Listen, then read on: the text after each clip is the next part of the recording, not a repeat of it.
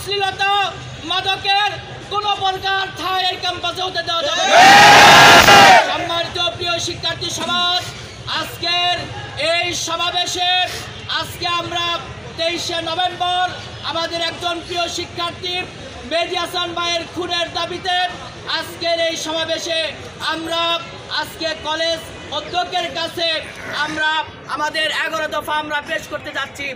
1 নম্বর দাবি, আমাদের কলেজ মাঠে কোনো কঠোর নিরাপত্তা ব্যবস্থা ছাড়া তারা কনসার্ট আয়োজন করেছে, শিক্ষার্থীদের ক্যাম্পাসে অবাঞ্ছিত ঘোষণা করতে হবে।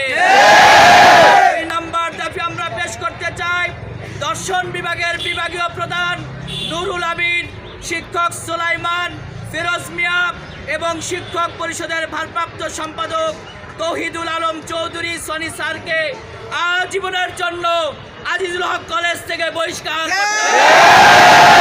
3 নম্বর দফা দাবি আমি পেশ করছি, সমগ্র ক্যাম্পাসে লাইটিং এর ব্যবস্থা করতে হবে, সমগ্র ক্যাম্পাসে সিসিটিভি আওতায় ভুক্ত করতে হবে, ক্যাম্পাসে কোনো ছেলে মেয়ে ফ্রি মিক্সিং অবাধ মেলামেশা নিষিদ্ধ করতে হবে, সকল ধরনের নগ্নতা বেয়াপনা এই ক্যাম্পাস থেকে নিষিদ্ধ করতে হবে।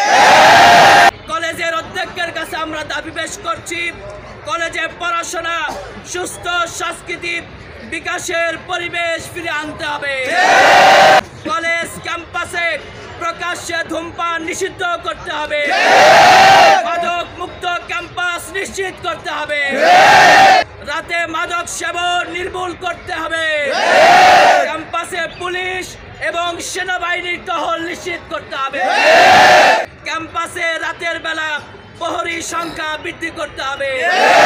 সম্মানিত সচেতন শিক্ষার্থী সমাজের পক্ষ থেকে আমরা দাবি পেশ করতে চাই, কলেজ মসজিদের সামনে সহ ক্যাম্পাসের বিভিন্ন জায়গায় নগ্নতা ধূমপান নিষিদ্ধ সংক্রান্ত সচেতনমূলক ফেস্টন লাগাতে হবে। সম্মানিত অধ্যক্ষ স্যারকে অপসংস্কৃতি চর্চা এবং হত্যার দায় নিয়ে একটা সংবাদ সম্মেলন করে সকল দাবি মেনে নেওয়ার প্রতিশ্রুতি দিতে হবে। সম্মানিত প্রিয় শিক্ষার্থী সমাজ, আমাদের 11 দফা দাবি যদি অধ্যক্ষ স্যার মেনে না নেয়, আমরা সকল সাধারণ শিক্ষার্থীদেরকে নিয়ে আরো কঠোর কর্মসূচি দিতে বাধ্য হব।